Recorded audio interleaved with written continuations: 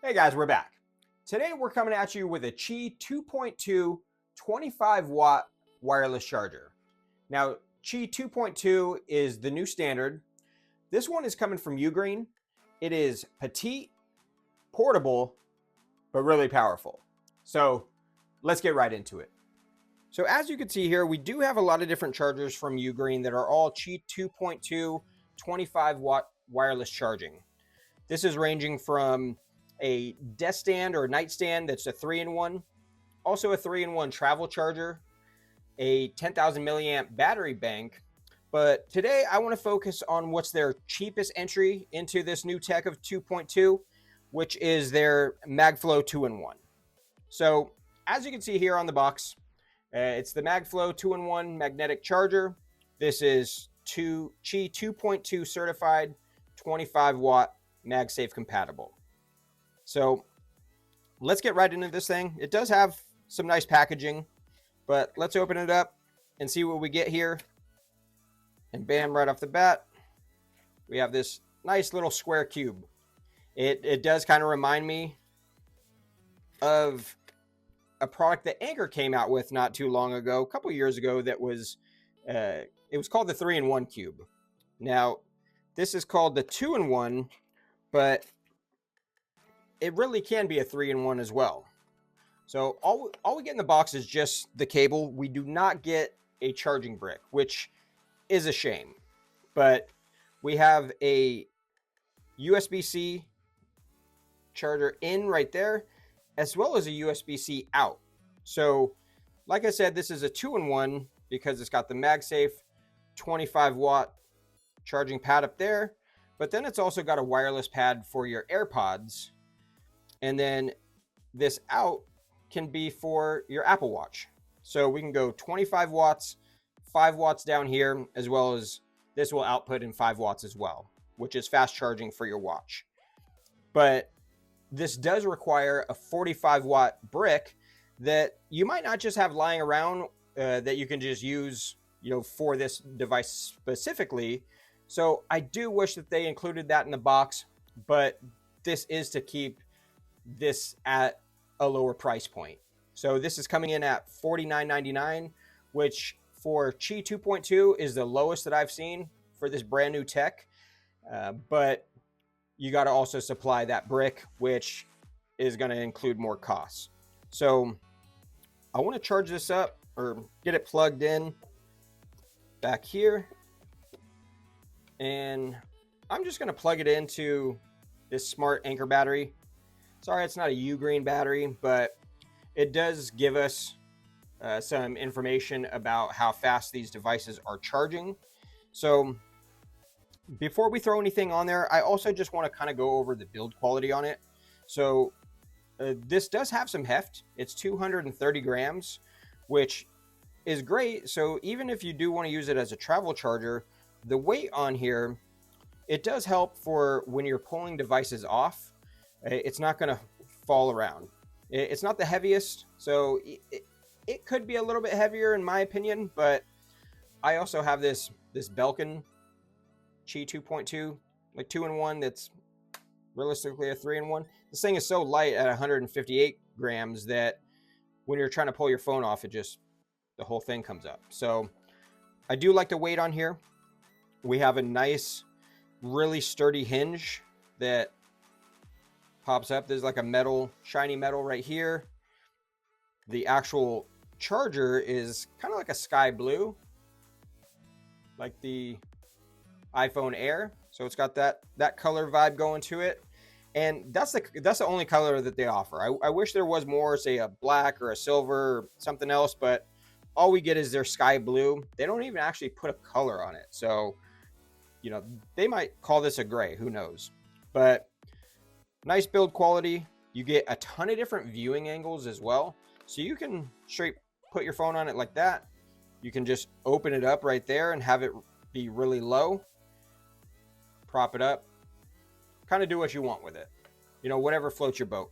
However your desk is situated, this is going to accommodate you. But one thing that I've seen people not too thrilled about is once their phone's on there, how do they get to their AirPods? So I'm going to throw this 17 Pro Max on there. Charging up right away. It's at 39%, so we should get some really decent speeds, because those speeds, they do taper off depending on the battery's power. And I don't have any battery optimization off or anything. All that battery optimization is on. So I wanted to use this how I normally use my iPhone. So you might get a little bit better speed if you turn that stuff off, but it could hurt your battery in the long run. So I keep all that battery optimization stuff on, and we'll see, where this is charging at. So it takes a little while for it to start bumping up. Like, we're only at 6 watts right now, but after a little bit, it'll start bumping up. So I have seen some AirPod Pro 2s with a little art case on there. I'm going to just slide these underneath, because like I said, you can't really just get to it from there.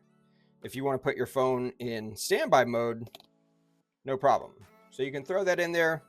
Everything will start charging. So those are the AirPod Pro 2s. I don't have the 3s yet. These still work just as great for me. But I do have the 4s. Throw those on there. Those fit. And even my old school, like, 2nd generation with wireless charging, throw those on there, and those will charge as well. So when we do have something on there, we do get this blue light right here at the bottom. So, if that does bother you, like, you can put some electrical tape over it, but some people really hate those lights when they're trying to sleep. For me, I don't mind them as much, but if you have this on your desk, it probably shouldn't matter too much to you also. But let's check where those speeds are at now. See, we're showing about 17 watts. So another thing that we have, that out port on the side, I have this like portable Apple Watch USB-C charger. I'm just going to plug that in there. Now we can do a trio. So that's what's really nice about this. Throw the watch on there, watch starts charging. Throw the AirPods in there, those start charging as well. So that's perfect. If you want to take this traveling with you, or if you just have this at your desk, I think it's a perfect little product. It doesn't take up too much room. So if you have tight spaces on your desk or your nightstand, you're not going to have any issues with this one. But next, I want to talk about the speeds. This is new technology, 25 watts, and what they advertise is not really what's going to be reality. Of course, this can hit a peak of 25 watts, but as you've seen so far, we're not really getting that. Now that we have a bunch of different devices on there, now we have like 29, 30 watts that we're charging at. But through my testing, I started all these different phones off at 0% and charged them up to 80.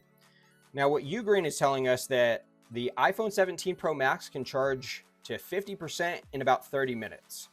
And after 30 minutes, I got to 37%. So that's just not, it's not close to me. That's like, 13% off.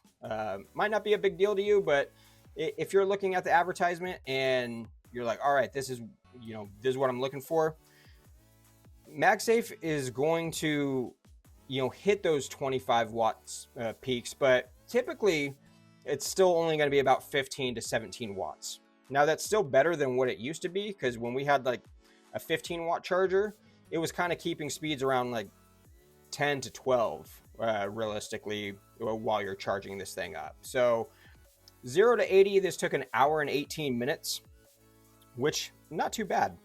It says it's going to be 45 minutes to 80.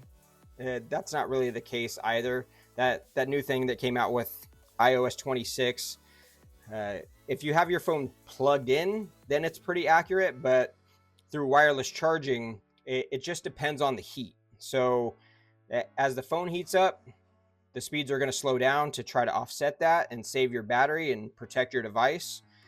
But with these Qi 2.2 chargers, They're all supposed to have built-in cooling to help keep your device as cool as possible.